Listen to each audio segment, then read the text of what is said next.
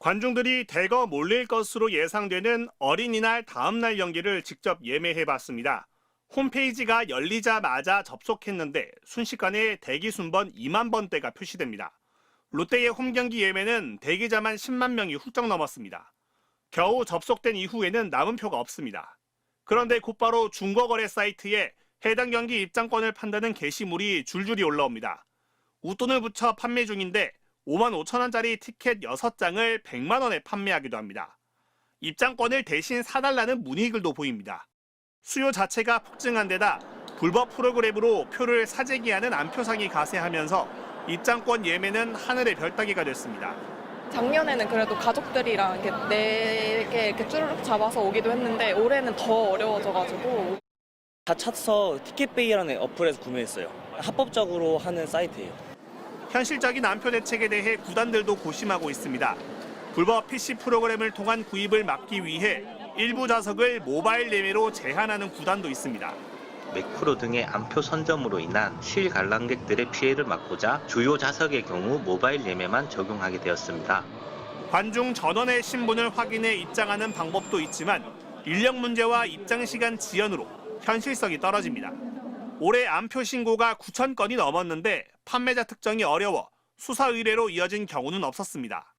관련 법령 개정 등 근본적인 문제 해결이 선행돼야 하는 상황 속에 KBO는 각 구단과 문체부, 경찰과 협조해 안표 근절 방안을 고민하고 있다고 밝혔습니다.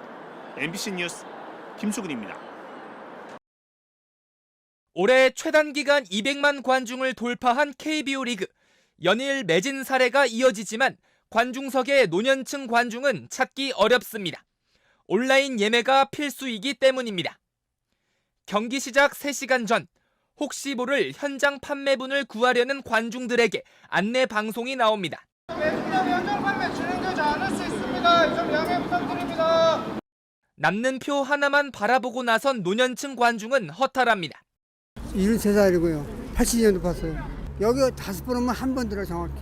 4번 그냥 집에 가요. 해보신 적 있으세요? 못하죠, 못해요. 딸도 못하더라고요.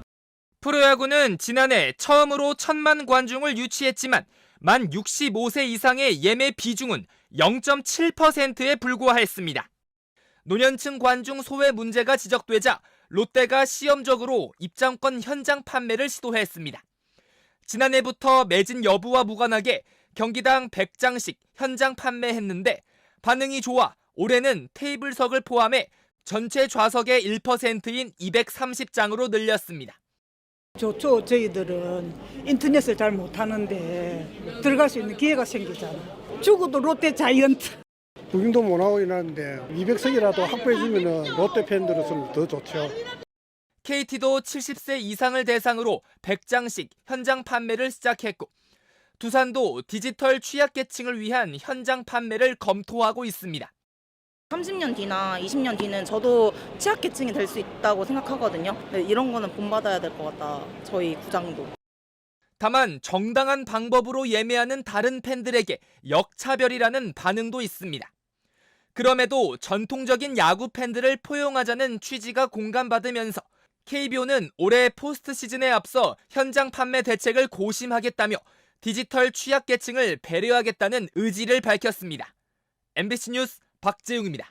지난해 한국 프로야구가 관중 1,000만 명 시대를 열었죠. 국민 5명 가운데 1명은 야구를 직관한 셈인데요. 올해는 프로야구 경기표 구하기가 더 어려울 것 같은 징후들이 여기저기서 포착되고 있습니다. 지난 9일 시범 경기가 열렸죠. 5개 구장에 모두 7만 1,000여 명이 입장했는데요. 시범 경기 하루 역대 최다 관객 수입니다. 또 이번 주 토요일부터 개막하는 정규 시즌 표 구하기가 전쟁 그 자체인데요. 티켓 예매 서비스 업체에 따르면 지난 15일 개막전 예매가 시작되자마자 서버가 일시적으로 마비됐다고 해요. 동시 접속자 수가 무려 20만 명이었습니다. 지난해 같은 시간 동시 접속자 수 9만 명과 비교하면 2배 이상 증가한 수치예요. 표 구하기는 시즌 내내 계속 어려울 전망인데요. 지난해에는 이미 10개 전 구단이 선예매 제도라는 걸 운영했어요. 말 그대로 특정 권리가 있는 멤버십을 가진 사람에 한해서 먼저 티켓을 구매하도록 한 건데요. 이보다 한 단계 더 선선 예매 제도를 시작한 곳도 이미 이미 5곳이었습니다. 올해는 선선선 예매까지 도입한 구단까지 나왔어요. KT 위즈가 올해 처음으로 선선선 예매를 도입했습니다. 최상위 등급의 멤버십 가입자에게 최우선적으로 예매하는 권한을 준 거예요. 그보다 1시간 뒤에는 선선 예매, 또 1시간 뒤에는 선예매 절차가 시작되도록 한 거죠. 삼성 라이온즈도 프리미엄 블루 시즌권을 가진 회원에 한해 선선선 예매를 할 수 있는 우선권을 부여했는데요. 야구 팬들 입장에서는 멤버십 가입하는데 적지 않은 돈을 써야 하고 또 표구하는데 돈을 써야 하는 셈이에요. 일반 예매자의 경우에는 남은 좌석이 거의 없는 상태에서 광클 전쟁을 해야 하는 상황이 된 거죠. 구단들 입장에서는 팬 로열티를 강화하기 위해 시행했다는 입장인데요.